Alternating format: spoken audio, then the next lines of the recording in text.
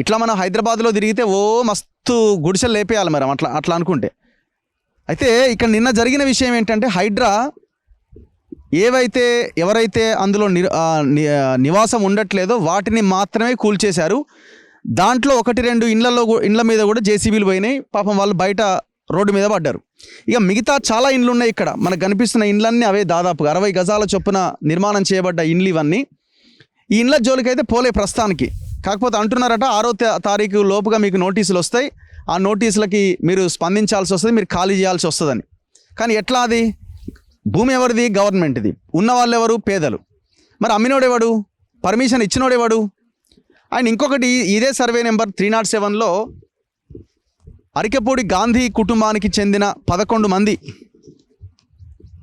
రామకృష్ణ, శ్యామలాదేవి, ప్రవీణ్ కుమార్, స్వర్ణకుమారి, కోటేశ్వరరావు, రాజేంద్ర ప్రసాద్, వి సామ్రాజ్యం, డివి సామ్రాజ్యం, ఇట్లా వీళ్ళ పేర్లతోని దాదాపు ఒక 11 ఎకరాల భూమిని ఈ 307 సర్వే నెంబర్లో ఉన్న గవర్నమెంట్ భూమిని కబ్జా పెట్టిండు అరికెపూడి గాంధీ.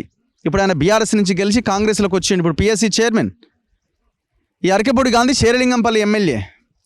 ఇప్పుడు ఈ ప్రాంతం అంటే అవతలకు వస్తుంది. ఇది అంటే సర్వే నెంబర్ చాలా పెద్దది కదా, 300 ఎకరాలు కాబట్టి కొంచెం ఆ కూకట్పల్లి ప్రగతి నగర్ దగ్గరకు వస్తుంది ఈ 11 ఎకరాలు.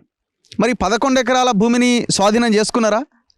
ఎక్కడా పేపర్లలో అరికెపూడి గాంధీకి చెందిన 11 ఎకరాలు హైడ్రా అందులో కూడా ఊల్చేసింది, మొత్తం అది కూడా స్వాధీనంలోకి తీసుకున్నారని అయితే ఎక్కడ రాలే మరి వార్త. ఎవరి ఇల్లు కూలగొట్టిరు? పేదల ఇల్లు కూలగొట్టిరు. ఇప్పుడు పాపం ఈ కూలగొట్టిన ఇల్లు కూడా సరే ఒకరిదో ఇద్దరిదో ఆ ఎమ్మెల్యేలకు సంబంధించిన లీడర్లకు సంబంధించిన బినామీలు ఉండొచ్చేమో. కానీ ఇందులో ఉన్న వాళ్ళంతా ఎవరు? కొనుక్కున్న వాళ్ళంతా 60 గజాల చొప్పున కొనుక్కున్న వాళ్ళంతా పేద ప్రజలు.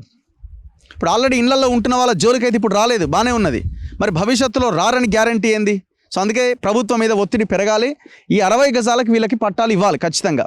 అండ్ ఎవడెవడైతే దీనికి పర్మిషన్స్ ఇచ్చారో ఆర్టీఐ కింద సమాచారం అడిగినా ఆయన ఎవరు? రాగిడి లక్ష్మారెడ్డి గారు, ఇంకా ఒకరిద్దరు, ఇప్పుడున్న మాధవరం కృష్ణారావు కూడా, ఆయన కూడా కంప్లైంట్ చేసినట్టున్నాడు హైడ్రాకి. వీళ్ళు ఆర్టీఐ అడిగినా కూడా కలెక్టర్ ఆర్టీఐ కింద ఇన్ఫర్మేషన్ ఇవ్వలే. ఎవరిది? అరికెపూడి గాంధీకి సంబంధించింది, ఇంకా మిగతా వాళ్ళకి సంబంధించింది. మరి ఇప్పుడు అరికెపూడి గాంధీకి ఒక న్యాయము, ఈ పేద ప్రజలకు ఒక న్యాయమా? ఇందులో పర్మిషన్లు ఇచ్చింది చూడండి. కరెంట్ పోల్స్ ఉన్నాయి, అందరికి మీటర్లు ఉన్నాయి.